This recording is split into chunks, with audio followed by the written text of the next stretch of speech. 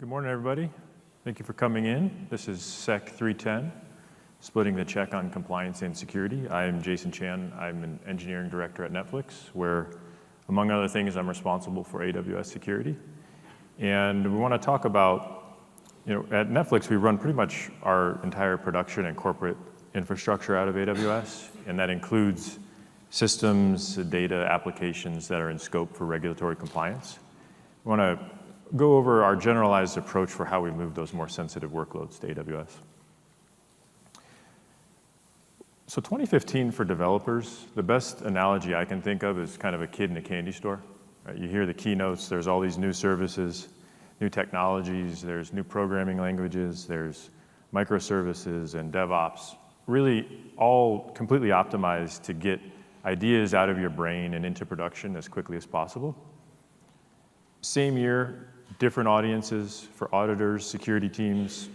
When we see things that are new, we see potential risk, we see unknowns, we see potential problems, kind of like walking into a room with a bunch of mousetraps, not exactly enjoyable.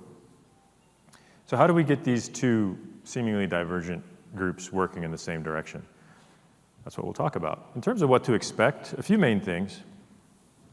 Really the main idea, the key, I guess the thesis of the talk, is that yes, you can use Agile, you can use AWS, you can use microservices, you can use DevOps, and still be compliant. And in fact, I would argue that using those techniques, using those technologies will actually make your approach to compliance more effective. So we're going to have our cake, we're going to eat it as well. We're going to look at how you can design your approach to compliance around some pretty fundamental security principles to give a really efficient and flexible compliance program.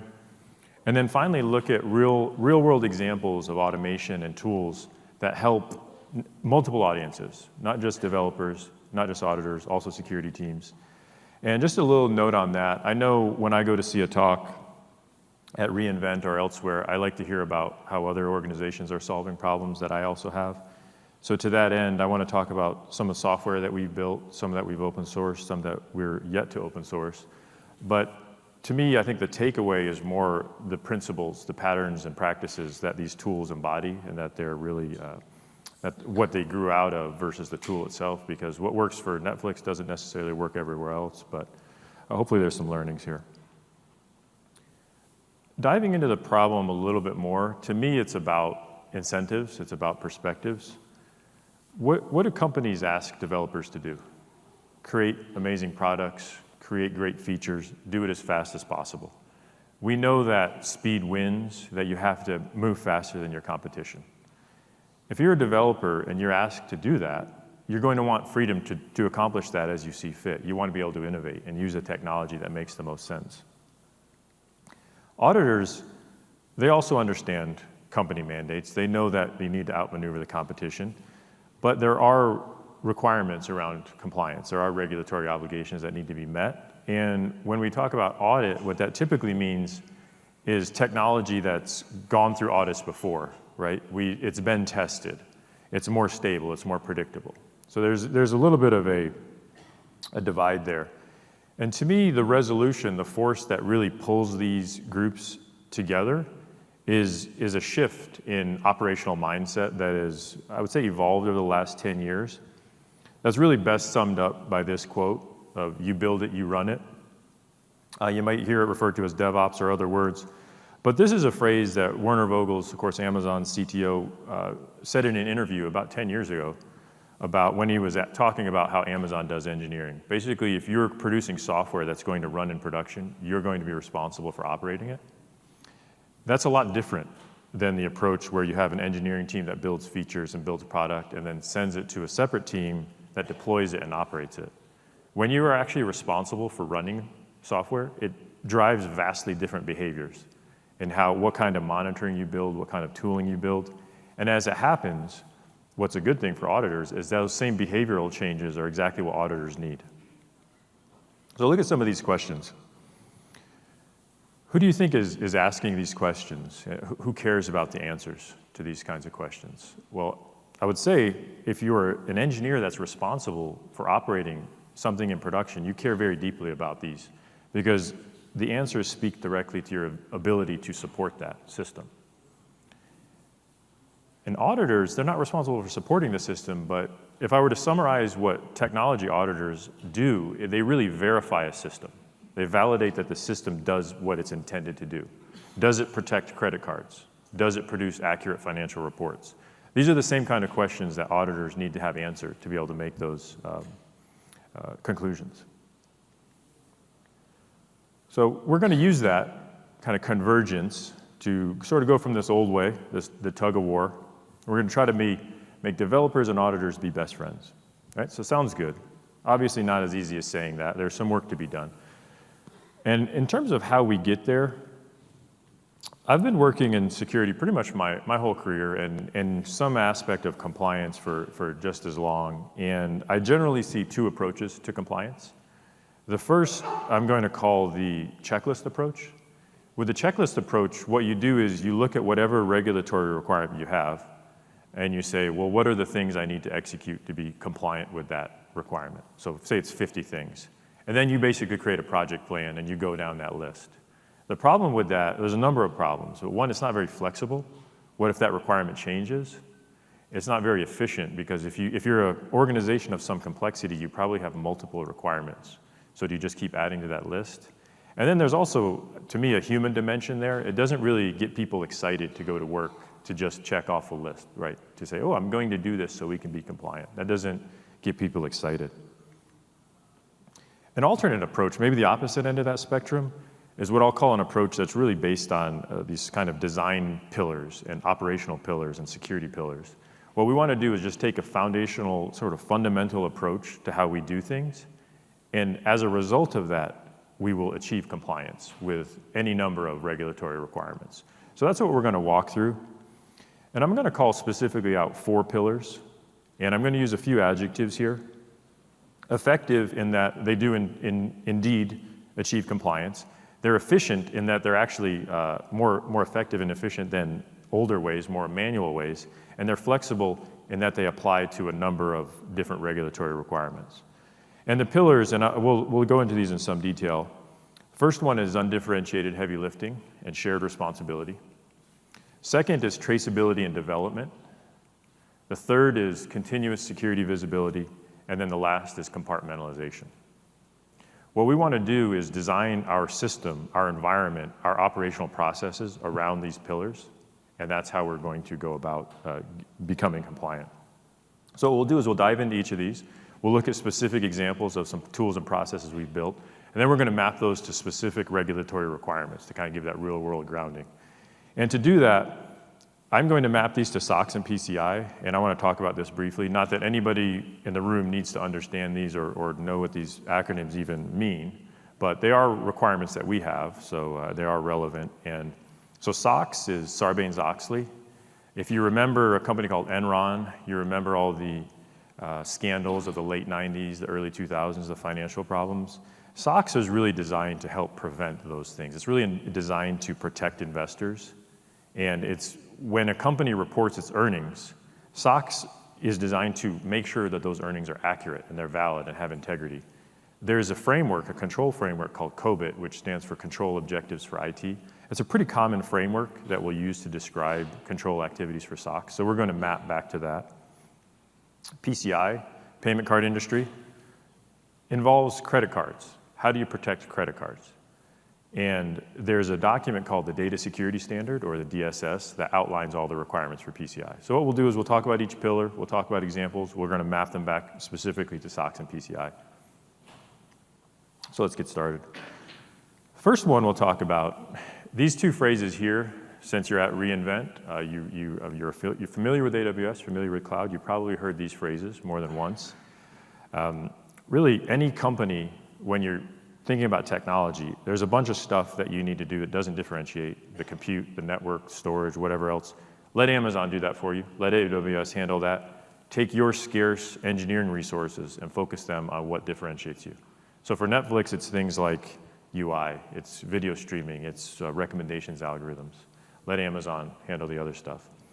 And hand in hand with that is the idea of shared responsibility.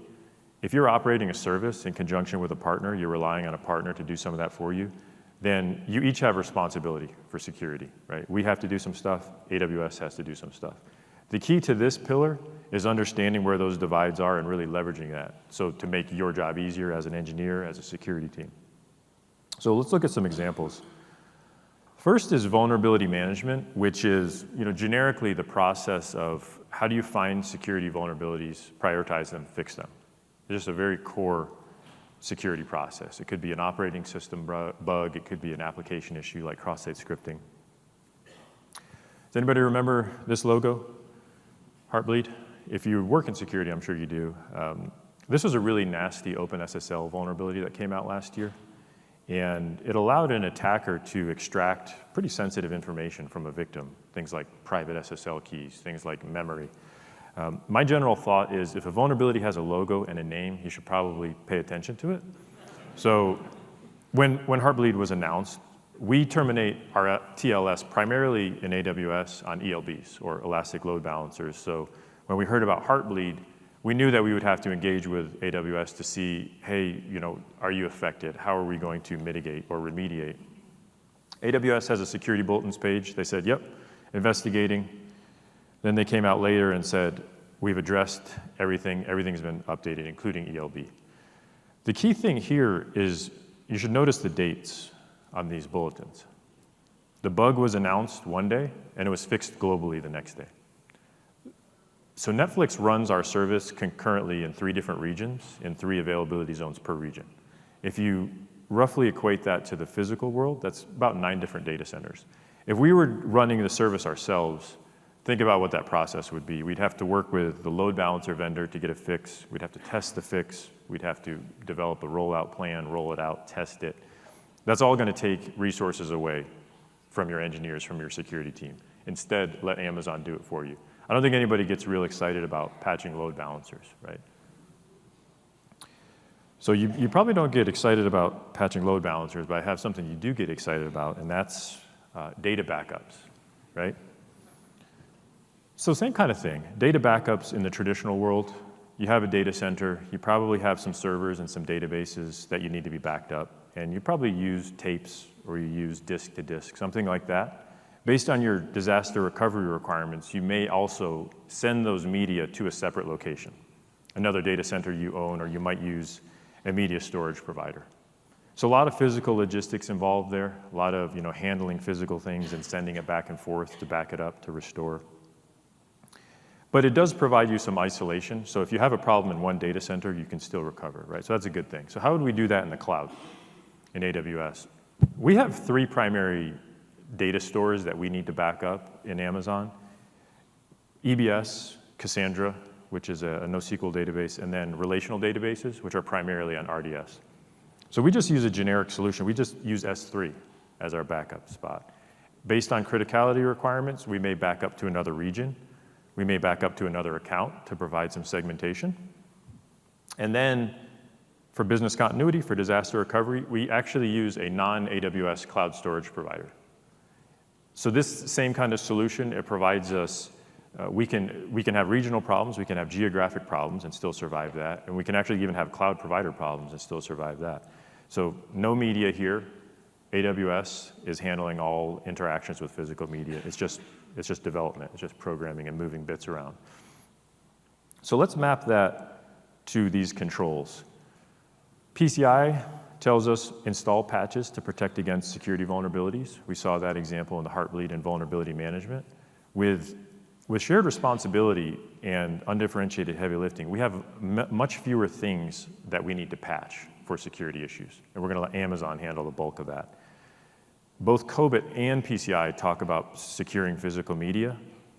And one of the interesting things with PCI, if you take your backups and you send them to another location, you need to use a trackable courier. It needs to be a secure courier. And when your auditor comes on site, they're going to look at those logs. They're going to want to see, show me that FedEx slip or whatever that slip is, and they're going to actually review that. So you're going to need that. With AWS, with cloud, all of that goes away.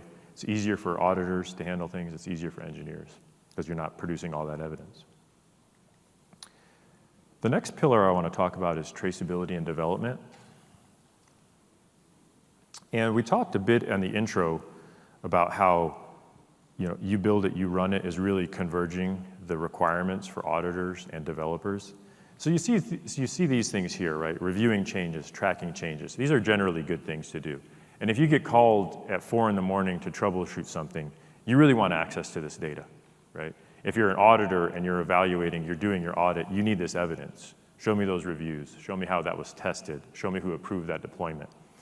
The problem has generally been this data is in a lot of different locations, if it's there at all, right? So maybe there's a separate test system. There's one or more deployment systems. There's any number of other systems. Who's doing what? That was a problem that we wanted to solve, was consolidating this information for both developers and auditors. And also, because these are generally good things to do, testing your code, reviewing your code, deploying approved code, and making sure you know who did it, we wanted to make the tools just automatically enforce that and make it really easy to do the right thing, because that's generally a good thing for adoption. So that's where Spinnaker was sort of born out of. Spinnaker is our system for continuous deployment. We just did a tech blog post on this last week. It's not open source yet, but it's soon to be open source. We don't have a specific date yet. But I want to talk about some features of Spinnaker that really help this audit problem. So Spinnaker has this concept of pipelines, which is a totally customizable workflow that you specify as an engineer for how your code gets tested, how it gets built, how it gets deployed. You have total control over that. It's a single interface to all aspects of that. So to those test results, to the deployment approvals, to all the tracking and notifications, it's just one interface. And it helps you answer all these questions about who did it, why did it happen. It's for both auditors and developers. So we'll look at some screenshots and kind of a little bit of a walkthrough. One thing to note is that Spinnaker has what I would call an app-centric view. So in AWS, an application is not really just an application, right? It's a bunch of coordinated parts. It's an AMI, it's an auto-scaling group, it's a launch config, it's security groups, it's ELBs, it's IAM roles, and maybe other things. So Spinnaker provides you, because you as a developer, you care about your app, and there's a bunch of stuff associated with it. So it provides a very app-centric view of that, so you have all your related components right there. And you see these green bars in the middle? That's a single deployment step in Spinnaker pipeline. So this is a really, really simple deployment pipeline. It's just one step. What this one does, it's triggered by a code change. So somebody changed some code, they checked it in, and then that started this job automatically. All this job happens to do is create an AMI in each region. It doesn't deploy the AMI, it just does what we call bakes the AMI. It prepares it for deployment. So we'll look at a more complicated, it also has a link to a bunch of artifacts. So it links to your build. We happen to use Jenkins for continuous integration. So it links to your build, all your console output. It links to Stash, which is a sort of Git-based code repo. So you can see all the code changes, you can see all the pull requests, all the reviews from one place. Let's look at one that's a little bit more complicated to kind of give a sense of how you would use this to help for compliance-relevant workflows. This is a multi-stage pipeline. You see there's multiple deployment stages. Some of them are automated, and we actually also have a manual stage in here. And that might sound a little strange, a manual stage in continuous deployment, but we'll talk about why that exists and why it's important. And as you would guess, we saw green, now we see red. Red means something bad happened. In this case, the test failed. So let's look at what happened in that test. That test happened to be a failure of what we call automated Canary analysis, which is a testing and analysis framework that we use at Netflix. It's kind of like A/B testing for your code.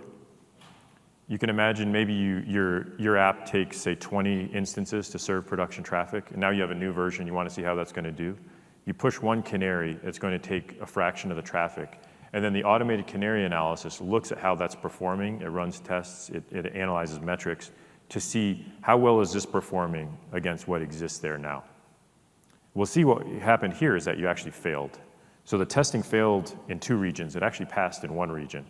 Spinnaker provides you links to all the details of the results. So that's going to give you your full testing report, all the metrics, what worked, what didn't work, all the tests that passed and failed.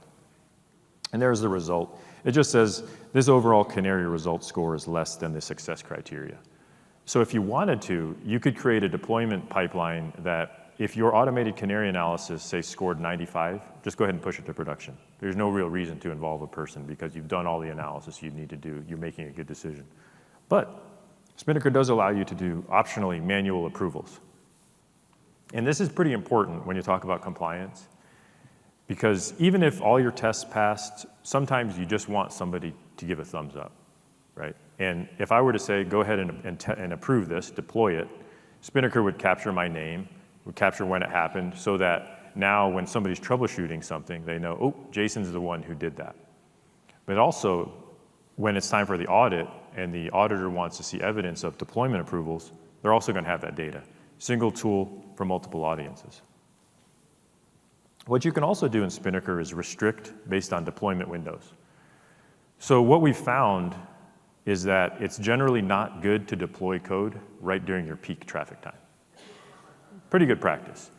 So it's a good practice. Not everybody follows it, but why not just make the tool enable that, right? So it enables that by allowing you to create a restricted deployment window. What this one does, it just says this can only run between 4 and 10 p.m., right? And that's totally configurable. You set it up how you want it to do, and that way you know your code is going to be deployed how you want it to be deployed. And then the last piece is a deployment notification. You can email your distribution list, whoever, let you know as that deployment goes. If it fails, you'll get notified. So summing up Spinnaker and versus manual deployments and really what the cloud and this more AMI-based model of development and deployment gives you, it really allows you one way to deploy code regardless of the technology. So it doesn't matter if it's Windows, it doesn't matter if it's Linux, it doesn't matter if you're using Python or Java, it doesn't matter what frameworks you're using. All that is abstracted. You deploy code one way. You don't have to worry about any differences, any uniqueness amongst technologies. Allows you to do multiple stages of testing. We saw Canary testing. We saw the continuous integration with the Jenkins integration. And it's a fully traceable pipeline. You see all the changes. You see why they're happening. You see who's doing it. You see the test results and all the artifacts in one place. And then when we map that to PCI and SOX, PCI requires us to do code reviews. We saw how we can get easy access to Stash, our code repo, to see those pull requests. And both PCI and COBIT, they do require you to do testing of your code before you deploy it. So we see it supported. And what we're doing here is we have this notion, the traceability and development, that's the principle, that's the pillar that we want. And by implementing tools and processes that give you that, you'll become compliant as a sort of byproduct of that. So following on, somewhat related is this idea of continuous security visibility. And what we're talking about here is, like with the cloud, with AWS, with agile and microservices, things change a lot. They change very quickly. How do you as a security team keep track of those changes so you can evaluate whether they have some kind of impact on your security posture? So this is really the principle that we want to build tools and process around. And I'm going to start at the highest level. We'll talk about your application portfolio. So it doesn't matter if you have 10 apps, if you have 100 apps, 1,000 apps, 10,000 apps. Your security team needs to figure out which one of those are the most important, which ones of those are critical, and how am I going to divide my time? Because you never have enough security resources to look at every line of code. You can't pen test every app. So how do we do this today? It tends to be spreadsheets and surveys. It tends to be human-driven. I give you, as a developer, a spreadsheet and say, tell me something about your app. You answer some questions, and then I make an evaluation based on that. The problem with humans is that they lie, right? Intentionally, unintentionally. And there's entire fields of science around how do you develop effective questions, and security teams haven't studied that, right? So we'll ask a question like, does your system handle PII, or personally identifiable information? I can't even say it. How do you define that, right? What data elements constitute PII and what jurisdictions? So you can't expect people to be able to really answer that with a lot of nuance. They also assume that you have a managed intake. And what I mean here is that when you as an engineer, you have a great idea, just popped into your head, the first thing that you do is you go to the security team and say, hey, can you do a risk assessment of this? And tell me how critical it is, right? That's what developers do, the first thing, right? That happens nowhere. So there is no managed intake. Things pop up all the time, which is what you want. That's how innovation happens. And then it's one time. It's not continuous, right? So maybe I got you to fill out that spreadsheet a year ago, but then this year you just opened up the app to some partners. That changes the risk profile. You never updated it. So what we have here is a system that's based on human input. It's non-comprehensive and it's out of date. But this is how we make decisions on how we allocate security resources. You're not really in a great place.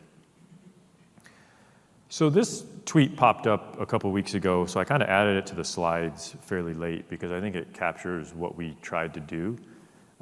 If you're familiar with the sort of monolith to microservice migration, you know, hey, this makes a lot of sense. You break down and decompose functionality, but once you get more than a handful of things, it becomes difficult to understand what's happening, right? So the key point here is the second sentence, automate your awareness, which is what we tried to do when we were solving that application risk analysis problem. So that's why we built a system called Penguin Shortbread, and for lack of a more a catchier phrase, it's automated risk analysis for microservice architectures.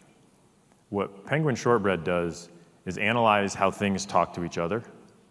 It passively monitors what's going on, and then it develops risk scoring based on those observations. So there's no humans involved. We're looking to see how things are working and how things are operating. We're evaluating characteristics of systems, and then we're reasoning on that data to make an assumption about risk. So let's look at how that starts with. We're going to start with connectivity analysis. So we use a service registry or service discovery system called Eureka that we open sourced a couple years ago. What we do is we look at that, we look at cloud APIs, we look at security group connectivity to see how do services communicate. This is an example here. This is the application. What we see here is that it has a service offered on port 7001. This shows me the clients that my system talks to. So these are outbound connections. And then this is clients that talk to me, so inbound connections. So this is, you're creating a data set of connectivity in a microservices architecture. And then the core of Penguin Shortbread is an application risk metric. This is an observation that you make about an application or the system that you use to make an assumption about risk. This one here is called dependent applications. And the summary is how many applications depend on this one. So we're using this as a proxy to criticality. So if 300 services rely on my service, I'm going to say, my service might be critical. It's not an exact, it's not a definite, it's just one data point, but it helps. And the idea is have as many metrics as possible so that you get a more multidimensional score. There's the metric algorithm. It's just a real simple Ruby code there. And then the scale. And the way you'd read that scale is if it's between 50 and 99.9 services depend on my service, I'm going to score this metric as high. And then what we see is then that rolls up. You have a bunch of metrics that add up, and then you can see how it scores across regions and across environments. And then what you would do as a security team is you would say, okay, let me sort this by the highest risk applications. And I would say, okay, these are high risk, these are medium risk, and low risk. And then you can allocate your resources more intelligently. You're not relying on human input. You have a comprehensive view, and it's up to date. So that's the app level. Now let's talk about the AWS level, since this is an AWS conference. This is SecurityMonkey. This is a system that we built and open sourced early last summer. And SecurityMonkey helps us safely enable self-service in the cloud. If you look at the NIST definition of cloud, there's, I think, 5 different characteristics. To me, self-service has always really been the game changer because you sort of take out that middle person of how somebody procures resources, and it really enables all kinds of amazing stuff to happen. I use the analogy to the self-service checkout in the grocery store in terms of what we try to provide. So if you go to the self-service checkout, you have your peanut butter and eggs and bacon. I don't know what you would make with that, but if that's what you're buying, you're going to be able to go through this, no problem. If you go and you try to buy beer or wine or cigarettes or probably lottery tickets, also not a good combination. But if you do want to buy those things, somebody will be involved, right? You have a human involved. It's similar to AWS. AWS has dozens of services, probably thousands of different API calls. Some subset of those could have a material impact on your security posture. Let's identify those and let's focus on those and let the other stuff happen and observe it. And that's what SecurityMonkey does, is it keeps an eye on all of our AWS accounts, all the different services, and lets us know when things are changing and if those changes might cause a security problem. So you might have seen some stuff in the keynote yesterday. I think it was called AWS Config Rules. And there's some similar tools like CloudTrail. So we built SecurityMonkey about 4 years ago, so it kind of predates a lot of that. So you'll see some similar things, but there's some definite advantages to SecurityMonkey. You can imagine how your AWS environment changes. You know, somebody creates an S3 bucket or deletes a security group, changes an IAM policy. SecurityMonkey captures all that and then just keeps track of it for you. And then what it allows you to do is search on top of that data. So you can search, it's a pretty powerful search. You can look globally, you can look in a particular region, you can look across all AWS services, you can look across all your accounts or just a single account, you can look for a particular resource name, and then a really useful one for forensics for investigations is you can search by configuration. And a common use case there is if you have an IP address and you wanted to know every single security group across all regions and all accounts that reference that security group, SecurityMonkey makes that really easy to find. And it also looks for active and inactive. So even if you delete something, SecurityMonkey remembers it. It'll keep track of it. Even if you deleted a bucket or policy, SecurityMonkey tracks it. It also helps you find audit findings, which we're going to pop into in just a second. This is a SecurityMonkey record. This particular one is an IAM user that, and these are the different versions that SecurityMonkey saw. So these are all the different versions it tracked, and it allows you to tell what the difference is between each version. So it gives you like a look back and a diff. You see right there, that green line? SecurityMonkey is telling you exactly what changed between versions. We talked about audit findings, which are sort of like business rules that you would enable that tells you, hey, there might be a problem here. For example, you have an access key pair that hasn't been rotated in more than 90 days, or you have a IAM user that can change security groups. Those are potential security problems. This is an audit finding detail. It tells you, this is an IAM role that has the permission to pass role. That could be a security problem. It's going to let you know about that. It gives you a score to help you prioritize, but you can also justify a problem. And justifying allows you to evaluate it. It says, you know, hey, thanks SecurityMonkey, appreciate you finding this for me. I'm going to evaluate this and say it's okay. So it kind of suppresses that, but it keeps track of it. So you know when you're an auditor, you're, well, hey, what did you do with this security finding? We have a little, very lightweight workflow to tell you, you know, P. Kelly looked at this. He's actually the author of SecurityMonkey and said this was okay. So it's there. So we talked about the app level, talked about the AWS level. We're going to go one level deeper to the sort of AMI level, the instance level. A system called Scantron. So you may remember this from your youth. These are the old standardized test scores. And we use Scantron to do security testing of AMIs at Netflix. And just a little note about AMIs, how we handle them is fairly standard, but it will illustrate kind of how things work. We have a foundation AMI, which is just the OS. To that, we add Netflix-specific components, and then that creates what's called the base AMI. That's kind of like a gold image, and that's managed by our engineering tools team. Then developers will create their own, you know, they'll create code and WAR files and third-party stuff. That gets added to the base AMI, and that becomes the application AMI. That's what gets deployed. And then what Scantron does is really focus on testing the base AMI.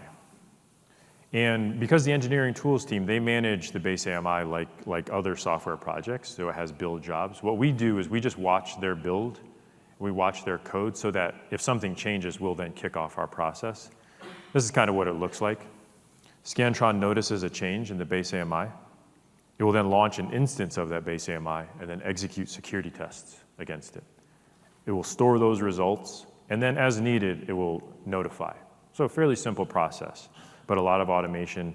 And if there's no material differences, like I noticed a change, I tested it, nothing changed from a security perspective, no one needs to get involved. If something did pop up, well, it's easy to have that conversation then. Continuous security visibility, when you map that to controls, there's a lot of really relevant pieces. So PCI, for example, tells us you have to test changes to make sure that there's no adverse security impact. That's exactly what Scantron does. Both PCI and COBIT tells us to maintain a risk profile, do risk assessment. That's what Penguin Shortbread does. And then reviewing logs, security events. That's what SecurityMonkey does. And so you'll see this pattern here where we embrace this pillar of continuous visibility. We build tools and processes that enable that. And then as a byproduct of that, you're then compliant with various regulatory requirements. So last but not least, in terms of pillars we want to talk about is compartmentalization.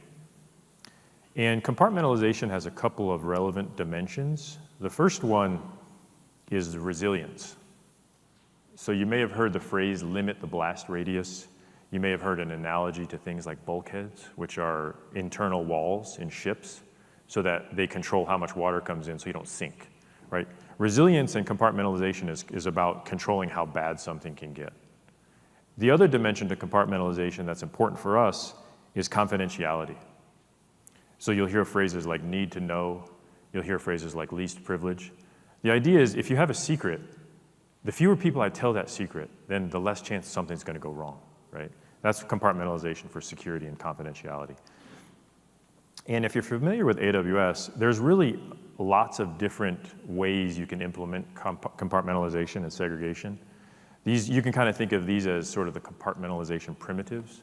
Think about different crypto keys in KMS or different IAM roles, different VPCs. So it provides you a lot of different ways that you can segregate and compartmentalize. I want to talk a little bit about what I consider to be the highest level of compartmentalization, which is at the AWS account level. You may have seen a similar thing to this where you have an account, you run your test stuff there. You have another account, you run production stuff. As needed, you may create cross-account access policies, but it allows a nice, clear separation. If you carry this forward to compliance-relevant use cases, you have your production account, and then you have a separate account where you run compliance-relevant apps. And then, again, as needed, or you may not need to, you would create cross-account access policies. Why doing this at the account level provides a really nice separation, and it also allows us, one of the things that we do at Netflix is because the population that needs to access the compliance-relevant resources is much smaller, we then can control access to authorized users by membership in an LDAP group, right? So it's pretty easy, it's a pretty clean separation, and it's easy to know who has access to that environment. So that's kind of the highest level of compartmentalization. I want to now talk about data compartmentalization. And one of the most sensitive pieces of data that we handle, and probably many of you handle, is credit card data. So we want to talk a little bit about kind of before and after with compartmentalization and the move to the cloud and some of the improvements we were able to make. So with our card processing, it was kind of the classic sort of monolith to microservice migration with the data center move. So starting out in the data center, of course, we had a payments application. We had users. They would come through a web server. They would give us their credit card. That's how you sign up. In the data center, the payments application would then talk to a data center-based hardware security module to encrypt that data.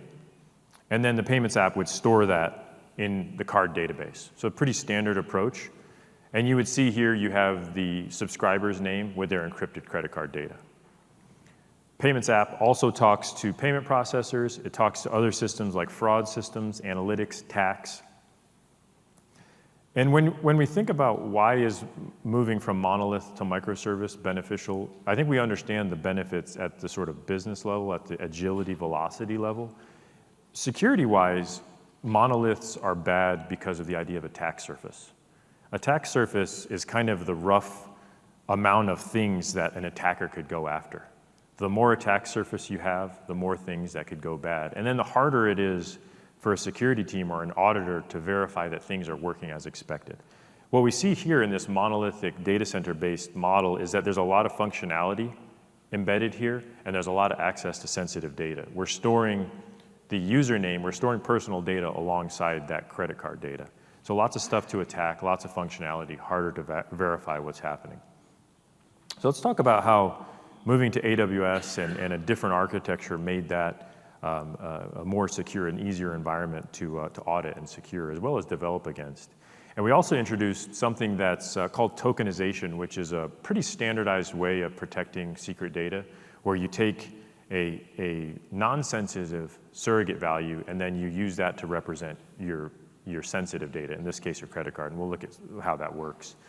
So we still have a payment application. This time it's in the cloud. We still have users that are still signing up through the website. Now the big change is what is typically called in the industry a token vault.